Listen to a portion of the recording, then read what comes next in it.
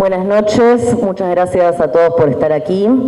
Les damos la bienvenida desde Editorial Fin de Siglo a este relanzamiento de un libro de 1999. Aquí Cecilia estaba mostrando algunas fotos porque ella fue panelista del lanzamiento original del libro hace 24 años y es una suerte y un honor, como siempre, tenerla por acá. Yo le digo eso para que publique un libro con nosotros, pero nunca lo hace. Queremos agradecerle a toda la familia de Víctor Cayota, primero por haber preservado este testimonio, por haberlo reeditado y además por habernos elegido a nosotros para hacerlo, que eso es un privilegio para nosotros, así que muchísimas gracias. La familia está ahora presente en el escenario, en la voz de Juan Manuel Cayota, uno de sus nietos. Los nietos y nietas escribieron un prólogo bellísimo para esta edición, que van a estar leyendo, no sé si entero o en partes, pero le recomiendo que visiten ese prólogo porque me parece importantísimo todo lo que dice. Les damos las gracias también a Gerardo Caetano, que bueno, no lo había mencionado todavía, doctor en Historia, historiador, investigador, politólogo, académico de la Facultad de Ciencias Sociales de la UDELAR, miembro de la Academia Nacional de Letras, y como mencionaba antes, Cecilia Pérez, profesora de Historia también, amiga de la familia desde hace muchos años, bueno, miembro originario del lanzamiento de este libro hace 2 décadas y media y actualmente docente de Historia de la Cultura en la Facultad de la Historia Cultural en la Facultad de la Cultura de la Universidad CLAE. Así que bueno, muchas gracias a ellos, a la familia y a ustedes por estar acá esta noche.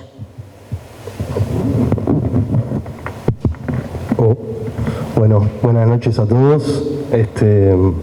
Bueno, yo escribí un poco, lo voy a leer porque no tengo memoria para hablar de esto. Hoy estamos acá para conmemorar la memoria de Víctor, la memoria de un educador y para los nietos y familia, nuestro abuelo Tata. A 25 años de su muerte y a 50 del golpe de Estado, decidimos reeditar estas memorias condensadas en un libro. Quiero recordar, antes de seguir, a nuestra tía Pata, Patricia, que le hubiera encantado estar presente acá, y a Mario también, hermano de Víctor. Este libro surge de una pregunta de nuestra prima Alaya, que en su confusión y en su curiosidad le preguntó a su abuelo por qué estaba preso, por qué estuvo preso, perdón. Este libro no sería una respuesta inmediata, sencilla, concreta, no aclararía las dudas instantáneamente. Sería una respuesta condensada en un libro y este libro sería para nosotros una larga conversación que iríamos teniendo con él, inclusive hasta el día de hoy, cada vez que leemos alguna página. Me acuerdo de mis primeros intentos de leer el libro, hace muchos años, y que fue muy difícil de entrarle. Muchos nombres, muchas agrupaciones políticas, muchas instituciones que yo no conocía. Para entender la respuesta a esa pregunta teníamos que entender un montón de cosas. Motivaciones y acciones que llevaron a esos sucesos que en la inocencia o el desconocimiento uno no puede llegar a comprender. Con el paso del tiempo, los nietos fuimos creciendo y así empezando a conocer un poco la historia. Es gracias a la familia, a allegados y a otras personas que conocieron a Víctor, que son partícipes de esta memoria, que al hablarnos de él despertaron nuestra curiosidad. También nos encontramos con relatos históricos que distorsionan lo ocurrido.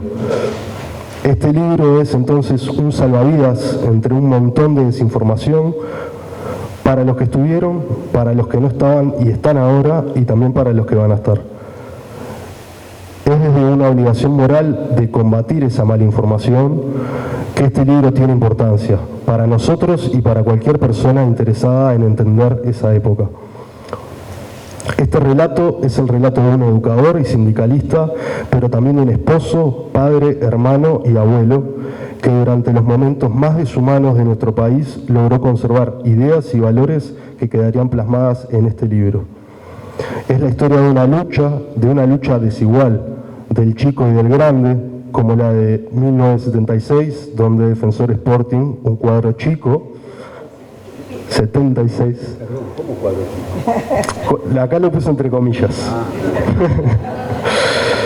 Defensor Sporting en 1976, un cuadro chico. En ese momento era Defensor solo. Sí, la fusión fue después. Bueno, ahí sale campeón. Y es el cuadro del que Víctor se hace hincha un año antes, estando en la cárcel.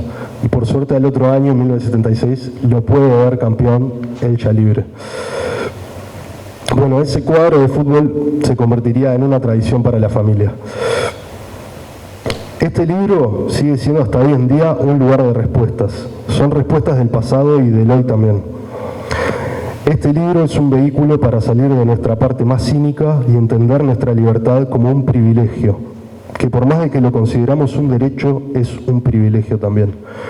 Es una memoria de vida y es una ruta de vida. Es el relato de su época, en El Cilindro, por ejemplo, nos muestra cómo en la discrepancia con otros presos debió encontrar los caminos para la convivencia. Plasmar desde nuestro lugar lo que creemos que debe ser la realidad. Una actitud constructiva y crítica de enriquecer nuestro entorno hasta en la situación más complicada. Una actitud de defender al ser viviente, citando textual, y no ser un sobreviviente, como él lo explica. Y a conceptos como estos no se les pasa el tiempo. Siguen siendo vigentes y por eso es valiosísima la reedición del libro y por eso es valiosísimo el poder de la memoria. Muchas gracias.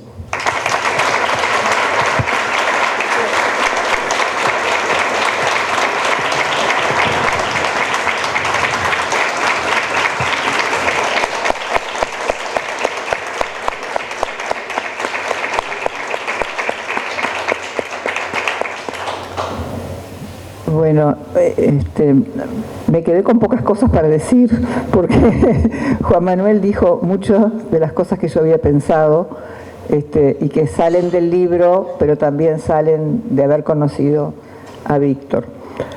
Primero agradezco mucho a la familia Cayota Mendizábal por invitarme de vuelta a presentar este libro tantos años después. El libro se llama Abuelo, ¿por qué estuviste preso? Memorias de un educador, porque de pronto no todos lo conocen de antes. También lo presentamos en mayo, en un 21 de mayo del año 99. Esta segunda edición tan linda de Fin de Siglo es una iniciativa de los nietos de Víctor y Nelly, que decidieron volver a editar este libro que el abuelo escribió para ellos y, como dijo muy bien Juan Manuel, mantiene plena vigencia. Los nietos creo que son 14, hay 2 nietas que están en España, y salvo 2 que creo que no habían nacido cuando Víctor falleció, eran muy pequeños, muy pequeños. Yo todavía recuerdo con emoción es decir, los dibujos que le hicieron a su tata para despedirse. Y bueno, cuando presentamos este libro hace 24 años, hacía poco que Víctor había fallecido y había mucha emoción. Y hoy también tenemos eso porque de alguna manera Patricia está con nosotros y el tío Mario también. Bueno, yo les cuento todo esto a los nietos para explicarles un poco por qué estoy acá y por qué estoy acá de vuelta además. Porque tuve la suerte de ser amiga de Nelly a través del teatro y también porque compartí con Víctor los últimos años de su trabajo en secundaria en el Liceo 28 a comienzos de los años 90. Después trabajé muchos años con Pablo en el CLAE, me reuní los lunes en el Consejo Directivo con Santiago, o sea, siempre me seguí encontrando con Patricia y con Alicia y siempre con mucho cariño. Y para pasar de generación tuve a Juan Manuel de alumno en 2 materias en la Facultad de la Cultura. En la primera que di, que era una materia optativa, era una historia del teatro en la segunda mitad del siglo XX y hablamos de Nelly, de su abuela, me acuerdo en la clase. O sea que todo esto para que un poco entiendan por qué estoy acá. También acompañé a la familia cuando le pusieron el nombre de Víctor Cayota al Liceo número 60. Que muy merecido homenaje a Víctor. Bueno, el libro, vamos a pasar al libro, que es lo importante. Lo volví a leer, claro, es una lectura diferente que uno hace tantos años después. Yo soy otra también, ¿no? Y el libro renueva muchas cosas, había cosas que me acordaba y por supuesto muchas cosas que no me acordaba. Y es un libro de memorias, ¿no? Como dice el título, es un libro de memorias. Víctor Callota nos cuenta lo que vivió en esos primeros años de la dictadura militar, que lo detuvieron 4 veces entre el 73 y el 76, y que fue detenido por ser un militante gremial de la Federación de Profesores, ¿no? En el libro, además de contar su experiencia como preso en el Cilindro, en la jefatura, la última vez en el cuartel, Víctor le va explicando a los nietos de forma muy didáctica cómo era la situación del país, cómo se llegó a la dictadura. Para eso reconstruye el proceso de la crisis de la democracia. Entonces, en los capítulos del libro se alternan, por un lado, la reconstrucción histórica que él va haciendo con las fuentes que tenía en el 97 cuando lo escribió, que la cita debidamente, y además reflexiones de lo que le va pasando, de su experiencia. Entonces, como decía Juan Manuel también, al cumplirse ahora 50 años del golpe de Estado, este libro es muy bienvenido, porque viene a llenar un vacío, ya que no abundan relatos de este tipo de vivencias, ¿no? O sea, como las que narra Víctor, que están llenas de humanidad, llenas de ternura. O sea, el libro cumple su propósito, le cuenta a los nietos por qué, de forma arbitraria, fue detenido 4 veces y procesado también por la justicia militar. Ahora que son mayores y que los voy reconociendo porque los conocí chiquitos, me imagino que se reencuentran con el abuelo, o algunos lo conocen al abuelo, ¿no? A través del libro y también conocen estos años difíciles. O sea, a lo largo de la lectura aparece muy claramente el docente que era Víctor Callota, sus sentimientos, su tolerancia, su pluralidad, su vida interior, su recurrir constantemente a la literatura en los momentos difíciles, ¿no? Cómo su conocimiento de la literatura lo ayudaba a pasar esos momentos. Y los lectores van a encontrar muchas cosas, una explicación del golpe de Estado, una memoria y valoración de la huelga general del junio del 73, advierte algo que no hay que olvidar, ¿verdad? Que cuando se produce el golpe de Estado hubo gente que lo apoyó y gente que respiró con alivio quizás. De esas cosas no se hablan y ahora cuando se celebran las cosas tenemos que también pensar. También detalla las condiciones que decía recién Juan Manuel, que estaban presos en el Cilindro, cuando había gente de muchos grupos políticos y ellos lograron una buena convivencia, solidaridad, compañerismo entre los distintos grupos. Reflexiona también mucho sobre lo que va aprendiendo de la situación de los presos comunes que hay en jefatura y como docente le tiende la mano a los infantos juveniles, como se decía en esa época. Hay también una reflexión interesante sobre el exilio, ¿no? Y sobre la gente que se tuvo que ir en la dictadura, y también plantea ese encuentro que de pronto, esas cosas que tampoco hablamos y que no se han discutido suficientemente, como después del 85, ese reencuentro de los presos que salen, los exiliados que vuelven, los que estábamos acá y participábamos de lo que se podía en esa experiencia que se ha llamado el incilio. O sea, como que plantea esas cosas que a veces son incómodas o a veces preferimos no. Y aparece constantemente la preocupación por su familia, ¿no? Por el sufrimiento de la familia, de los hijos que eran adolescentes de Nelly cada vez que lo detenían. Y además aparece la figura de Nelly, de su esposa, como con sus infatigables gestiones para lograr la libertad, para estar siempre presente en las visitas, en donde fuera, ¿no? También nos enteramos lo que decía Juan Manuel, que se hizo hincha de Defensor en la cárcel. Eso me pareció, no sabía eso, lo averigüé en el libro, digamos, y que por suerte también estaba libre en el año 76, cuando Defensor fue campeón.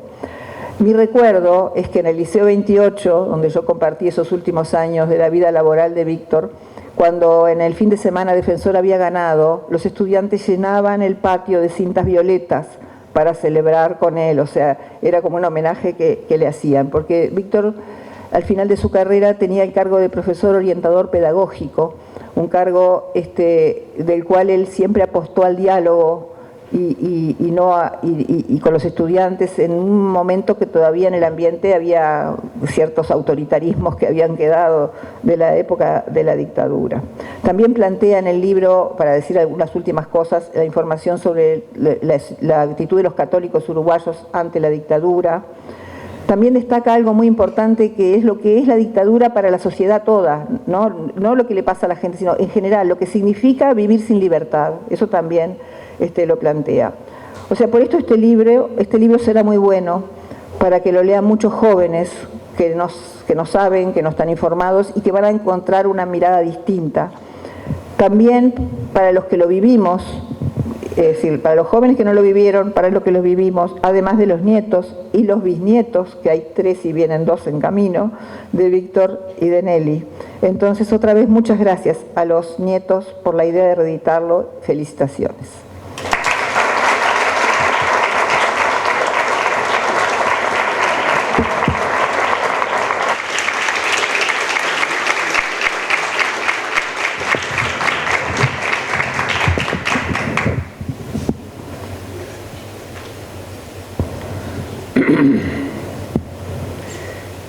Y buenas noches.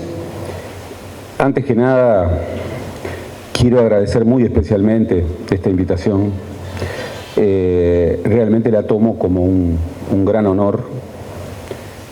Un gran honor. Lo conocí a Víctor al final de la dictadura.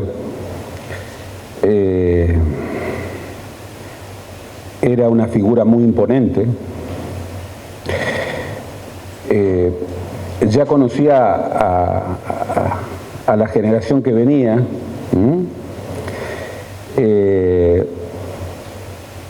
y ahora me encuentro de nuevo, pero de otra manera, con esta tercera generación que además está promoviendo la cuarta.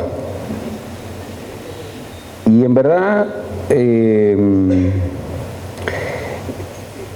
creo, sin meter cargas, que llamarse Cayota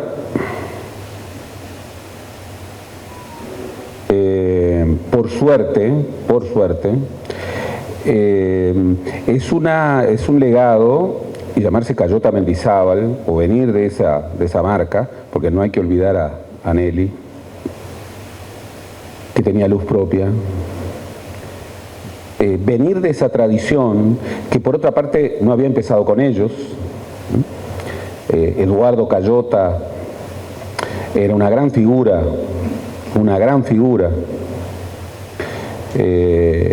y esas marcas familiares son grandes figuras que vivieron otras alternativas, pero que enmarcan algo muy fuerte, que es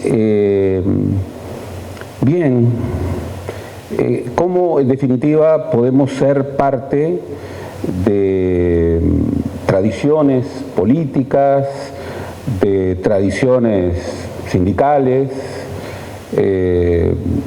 de convicciones religiosas, pero también formamos parte de familias, y las familias son legados que se toman o se dejan.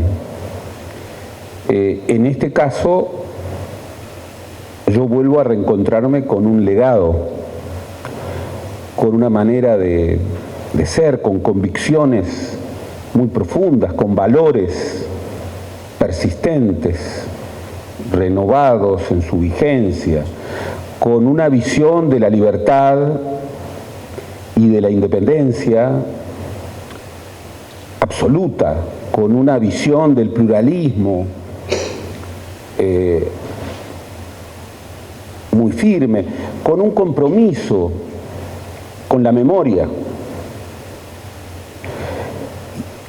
que siempre tiene más que ver con el hoy y con lo que viene que con el pasado. Siempre el recuerdo es, bueno, como tantas veces se dice, volver a pasar por el corazón, pero el recuerdo es construir Una memoria en donde se selecciona y se nombra. Por eso es tan importante relatar. Y por eso es tan importante que los relatos tengan anclaje en la verdad histórica. El contexto además es sumamente oportuno para reencontrarse con este libro y con estos valores y con este compromiso con la memoria. A 25 años de la muerte de Víctor, a 50 años de esa fecha ominosa en la historia uruguaya, que fue el golpe de Estado, que no es una fecha, que es un proceso que venía de atrás, pero que a muchos de nosotros nos marcó para siempre, para bien y para mal, pero para siempre. La familia Cayota, obviamente que esa tradición de valores, de compromiso con la memoria, de una fe compartida, de distintas maneras, pero de una fe compartida, venía de atrás, pero durante la dictadura, en los peores momentos, bien, se templó de una manera muy especial, muy especial. Efectivamente, es la posibilidad del reencuentro de un abuelo preocupado por sus nietos y porque la memoria esté radicada en la historia y por confrontar mentiras, memorias parciales, relatos que lo que buscan es negar los hechos, la dignidad de los hechos. Me parece que en ese sentido la publicación 25 años después, con todo lo que significa de este libro, que es el compromiso con la memoria de un abuelo preocupado por sus nietos, me parece extraordinario. Víctor fue, como bien dicen en el prólogo los profesores que participan en el prólogo de la primera edición, fue un preso de conciencia, y nada mejor que esa definición. Y al leerlo no podía dejar de pensar en mi padre y en mi hermano mayor. Mi hermano mayor, que en los 60 pertenecía a la izquierda revolucionaria y al cual yo, siendo muy chico, fui a ver en prisión con mi padre. Y acá cuando veo el pudor de Víctor respecto a la prisión, me acuerdo mucho de mi padre y de su compromiso por explicarme que mi hermano estaba preso por defender sus convicciones y que eso no tenía nada que ver ni con crímenes, ni con contravalores, ni con todo lo que en esa sociedad que venía de un civismo tan arraigado se vinculaba con la idea de quién estaba preso.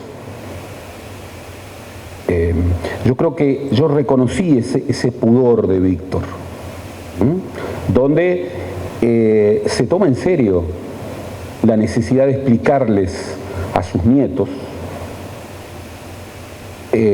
por qué estuvo preso. No lo da por hecho, no refiere a algo que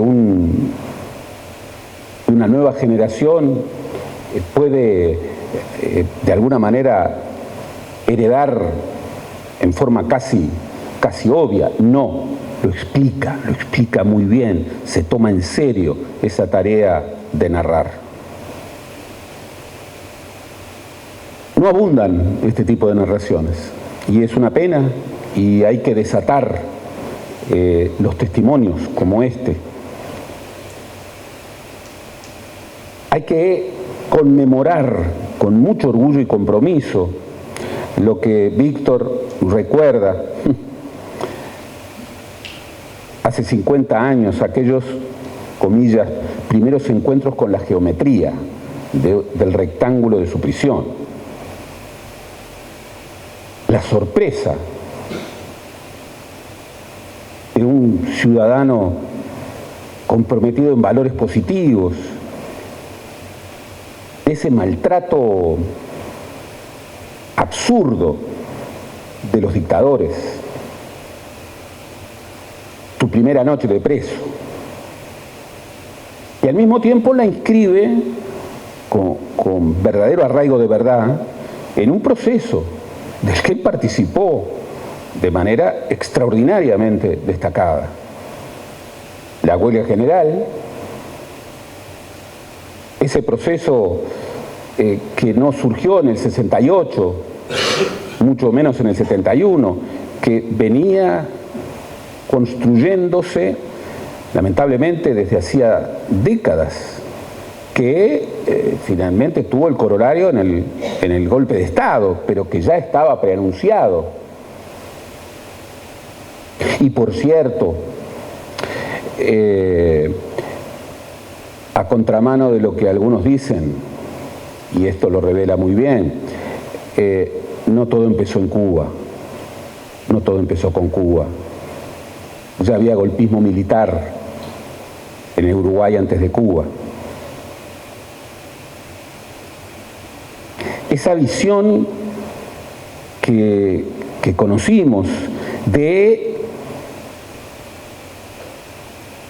lo que significaba que esos militares empoderados desde una perspectiva de militarismo, que siempre hay que separar de la condición de militar. Mi padre venía de una familia de militares, pero no hubiera imaginado, murió en el 72, no hubiera imaginado lo que tuvo que ver, que era que aquellos que utilizaban, que aquellos que tenían nada menos que la responsabilidad de tener las armas de la República, las usaran contra los ciudadanos. Eso era un escándalo y sigue siendo un escándalo. Esa idea de esos militarotes que llamaban pichis a los presos.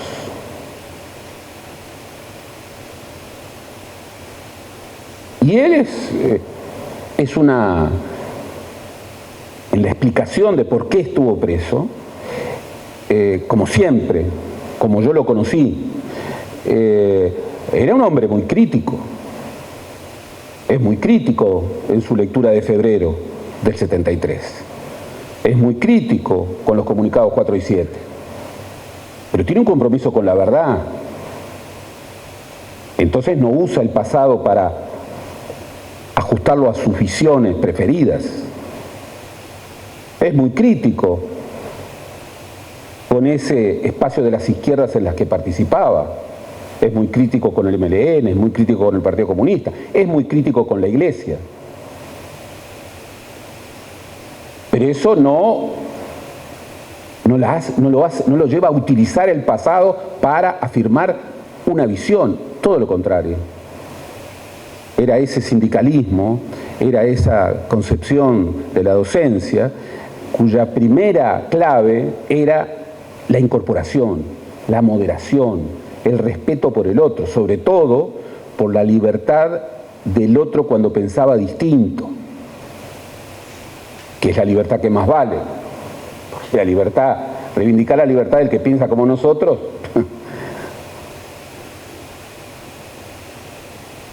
Es ese ciudadano que tenía un compromiso sustentado en valores.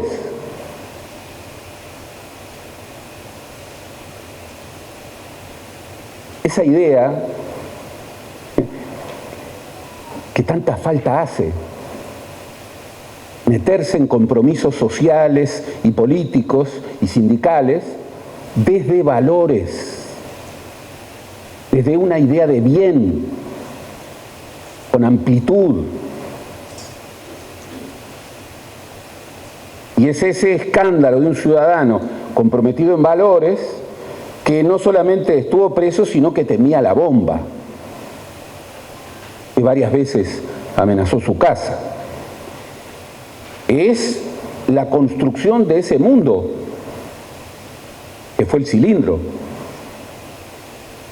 donde entre la falta de libertad y el infierno de la lucha interna, que se recrea generación y generación entre ciertas visiones, bueno, sin embargo, podían construir una convivencia respetuosa, comunitaria, compartida. La segunda detención ya lo lleva al cuartel y a la jefatura de policía. Y acá es muy importante recordar a Nelly y recordar a la segunda generación, que, como todas las familias de entonces, sufrieron palmo a palmo esa locura de que alguien como Víctor Cayota, por defender sus ideas y por defender sus valores de conciencia, y con esa apertura que tenía, estuviera preso.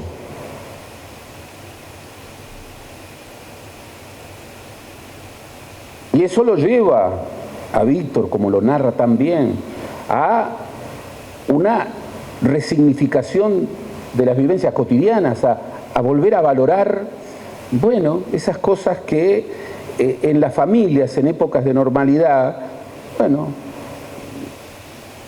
se vuelven rutina y que luego en épocas de amenaza, en épocas de conculcación de derechos, en una época de dictadura, bueno, se vuelven cosas muy importantes. Es esa narración en donde, bien, él puede recordar aquella mañana soleada del martes de Semana Santa, cuando se produce la tercera detención, acusando a una figura como Víctor Cayota de haber manejado incorrectamente un fondo de solidaridad y haberlo reorientado hacia el MLN. Visión, y no hay que olvidarlo, difundieron calumniosamente medios de prensa que todavía están entre nosotros y que siguen persiguiendo.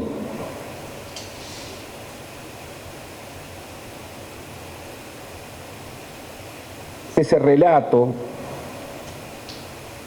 en donde siempre hay espacio para intercalación de fragmentos, de fragmentos de Shakespeare, de fragmentos del Quijote, de la literatura que conocía también, es esa forma de fe que defendía también de la mejor manera que se puede defender la fe, que es a partir de los hechos, que lo lleva a recordar al obispo de Salto, de Arat, que nunca hay que olvidar, y a la actitud del monseñor Coaglia, obispo de La Valleja, quien permaneció frente al cuartel hasta que liberaron a un sacerdote de su Dios. Esa manera se defiende la fe. Es también poder contar la dictadura desde una de sus peores rostros, que es la delación. son los batidores. Lamentablemente, a mí me tocó ver, por ejemplo, los documentos de la Dirección Nacional de Información e Inteligencia, y realmente, el día que se haga la historia de la delación y de los delatores bajo la dictadura,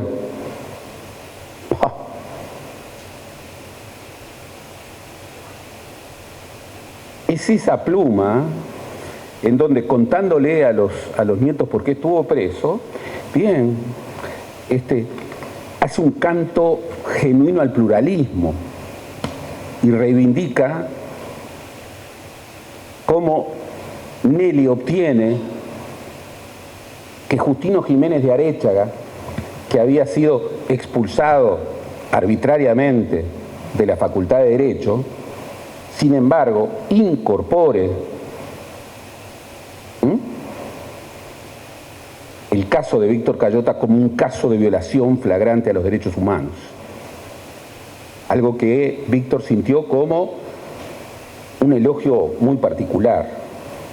Es esa cuarta detención tan siniestra, con un hombre digno peleando por la rectificación de una mentira, de un agravio, que en medio de una dictadura se tomaba en serio, seguía tomándose en serio lo que es fundamental en una familia que se siente definida por valores, que era no admitir el agravio, el insulto. Y eso lo llevó, y bien, a la cuarta detención. Me parece una maravilla, un regalo de la vida, que Víctor, tampoco lo sabía, se haya hecho hincha defensor en la prisión. Me hace recuperar, espero nunca tener que vivirlo, que se puede ser libre en una cárcel. Que, como dice Víctor en varios de sus pasajes, que los dictadores finalmente no son dueños de la libertad de las personas, sobre todo de personas como Víctor Cayota, que en las condiciones peores, en las peores pruebas, en los más duros momentos, bien, pueden reivindicar la libertad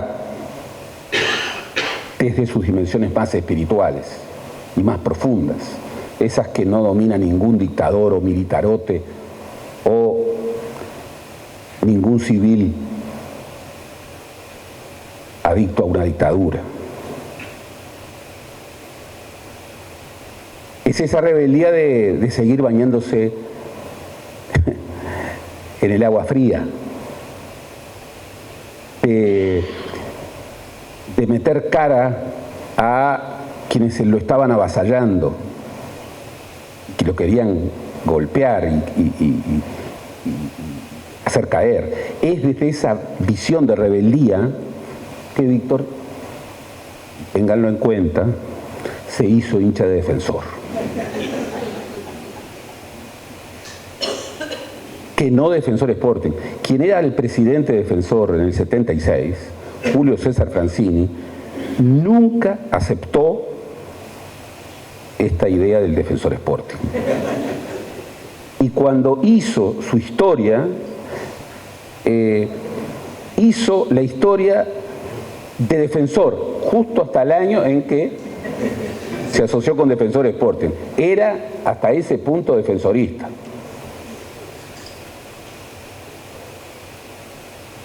Es esa forma de narrar esas perlas abominables del trato a los presos. Hay anécdotas realmente impresionantes. Cuando, por ejemplo, caminando un cuartel, bajo órdenes de las jerarquías, los soldados amagaban: apunten para socavar la moral. Como quisieron socavar la moral también de esta familia cuando pusieron preso a su hermano, que lo estaba defendiendo en el derecho. Y también esta historia, que es una historia, como no podía ser de otro modo, es una historia en donde también hay una red de solidaridad que responde a esa fuente incesante de solidaridad que era la familia que conformaron Víctor y Nelly, pero que era también Mario, que son Pablo, Santiago, que era Patricia, que es la tercera generación, que será la cuarta y que inevitablemente seguirá una y otra vez, porque esto es un legado que viene de lejos y que tiene un marco que obliga al futuro. Este libro nos habla del futuro, esos futuros murguistas, esos futuros Cayota que no conocemos, pero que podemos prefigurar. Como buen Violeta, como buen profesor de literatura, como buen gremialista, como buen hombre de valores, como buen romántico, como ese cristiano ejemplar que fue,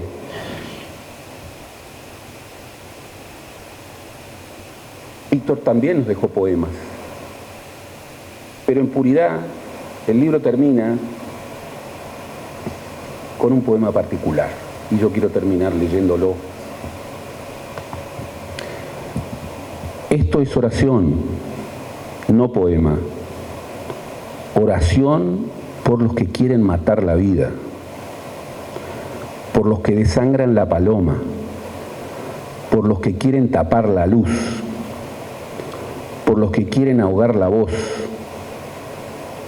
Oración por los muertos vivos, por los chupasangres, por los sombríos, por los sordos. Oración, dije, no maldición. ¿Cómo cuesta? Oración, dije. Oración para que la vida, la paloma, la luz, la palabra, los inunde, los purifique, los ilumine, los haga entender. Amén.